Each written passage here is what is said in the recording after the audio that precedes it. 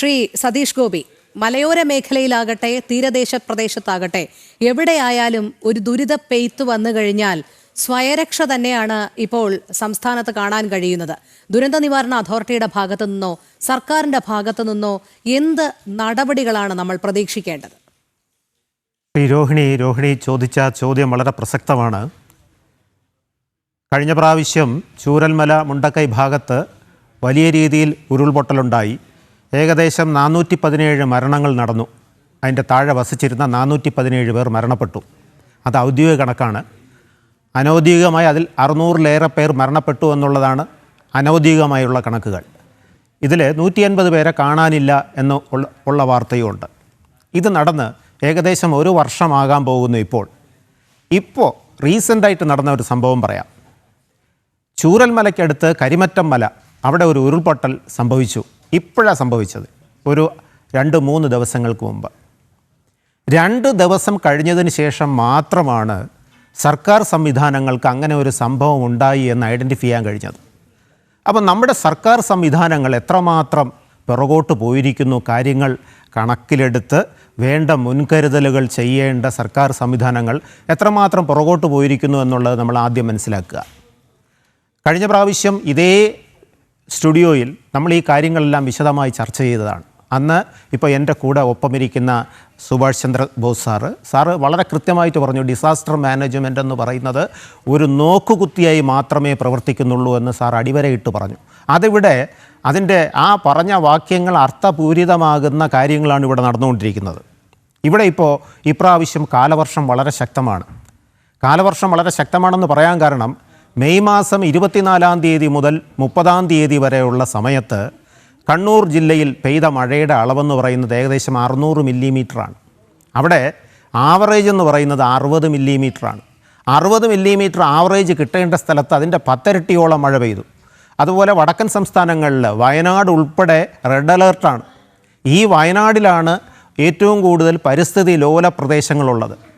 ആ പരിസ്ഥിതി ലോല പ്രദേശങ്ങളിൽ കഴിഞ്ഞ വർഷങ്ങളിൽ നടന്നിട്ടുള്ള, കഴിഞ്ഞ വർഷമെന്ന് മാത്രം പറയാൻ പറ്റില്ല, കഴിഞ്ഞ 10 വർഷങ്ങളിൽ നടന്നിട്ടുള്ള ഉരുൾപൊട്ടലും അതിനെ തുടർന്നുണ്ടായ ദുരന്തങ്ങളും ഇതെല്ലാം കണക്കിലെടുത്തുകൊണ്ട് ഈ മൺസൂൺ സീസൺ ആരംഭിക്കുന്നതിന് മുമ്പ്, ശക്തമായ മഴ ആരംഭിക്കുന്നതിന് മുമ്പ് എന്തൊക്കെ മുൻകരുതലുകൾ നമ്മുടെ സർക്കാർ മെഷീനറീസ് എടുത്തിട്ടുണ്ട്. അത് മാത്രമല്ല, ഇപ്പോൾ നമ്മളിപ്പോൾ നോക്കുകയാണെങ്കിൽ ഡിസാസ്റ്റർ മാനേജ്മെൻറ്റിൻ്റെ 4 നെടുന്തൂണുകൾ എന്ന് പറഞ്ഞാൽ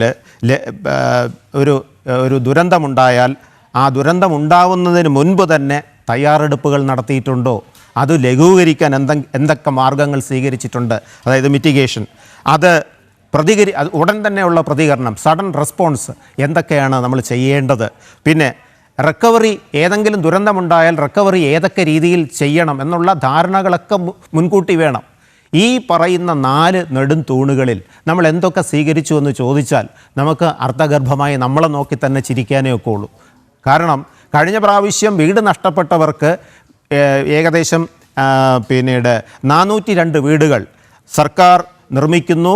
അത് കഴിഞ്ഞിട്ട് 242 വീടുകൾ ആദ്യഘട്ടത്തിൽ നിർമ്മിക്കുന്നു, 87 വീടുകൾ 2ാം ഘട്ടത്തിൽ നിർമ്മിക്കുന്നു, 73 വീടുകൾ 3ാം ഘട്ടത്തിൽ നിർമ്മിക്കുന്നു എന്ന വാർത്ത വന്നിട്ട് ഏകദേശം ഇത് മാർച്ചിൽ വന്ന വാർത്തയാണ്, 2 മാസമേ ആയിട്ടുള്ളൂ.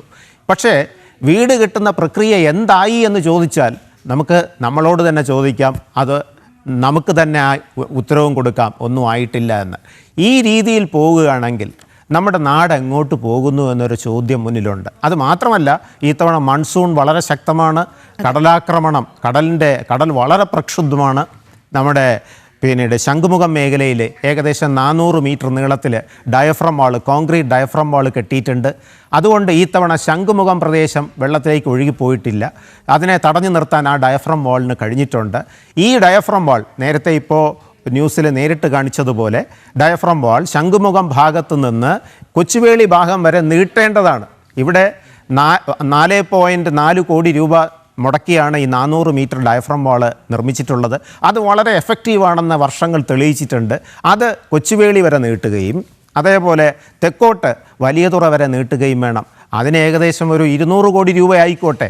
പക്ഷേ ആ 200 കോടി രൂപ മുടക്കി സർക്കാർ ഈ സംവിധാനം ഇത്രയും നീട്ടിക്കഴിഞ്ഞാൽ ഏകദേശം തിരുവനന്തപുരം തെക്കൻ മേഖല, തിരുവനന്തപുരത്തെ തെക്കൻ മേഖലയിലെ കടൽ തീരങ്ങൾ, നമുക്ക് അവിടെയുള്ള ആൾക്കാരെ സംരക്ഷിക്കാൻ കഴിയും, മത്സ്യത്തൊഴിലാളികളെ, തീരദേശത്തുള്ളവരെ സംരക്ഷിക്കാൻ കഴിയും. പക്ഷേ അത് നമ്മൾ ഒരു കാരണവശാലും അതിന് ഒരു ഉപേക്ഷയും വിചാരിക്കരുത്. ഓരോ വർഷവും കടലാക്രമണത്തിൽ വീടുകൾ തകരുന്ന, ഈ ഭാഗത്ത് വീടുകൾ തകരുന്നവരുടെ എണ്ണം കൂടിക്കൂടി വരികയാണ്. എത്രയോ വർഷമായിട്ട് ഇത് തുടരുകയാണ്. ഇത് 90കളിലുണ്ട്, 1980കളിലുണ്ട്, 70കളിലുണ്ട്. ഓരോ പ്രാവശ്യവും ഇത് വരുമ്പോൾ മാത്രം ഇവരെ മാറ്റി താമസിപ്പിക്കുകയും സൗജന്യ റേഷൻ കൊടുക്കുകയും അല്ലെങ്കിൽ പുനർഗേഹം പദ്ധതി വഴി അവർക്ക് ചിലരിൽ വീടുകൾ കൊടുക്കുകയും ചെയ്യുന്നത് കൊണ്ട് ഇതൊരു ശാശ്വത പരിഹാരമേ അല്ല. നമ്മൾ ചെയ്യേണ്ടത് പൂർണ്ണമായിട്ടും ഇതിൽ നിന്നും ജനങ്ങളെ സംരക്ഷിക്കാൻ വേണ്ടുന്ന മിറ്റിഗേറ്റീവ് മെഷേഴ്സാണ് നമ്മൾ എടുക്കേണ്ടത്. അത് ഞാൻ ഈ നേരത്തെ പറഞ്ഞ പോലെ ഡയഫ്രം വാൾ കെട്ടി ജനങ്ങളെ സംരക്ഷിക്കേണ്ട ചുമതല സർക്കാർ സംവിധാനങ്ങൾക്കാണ്.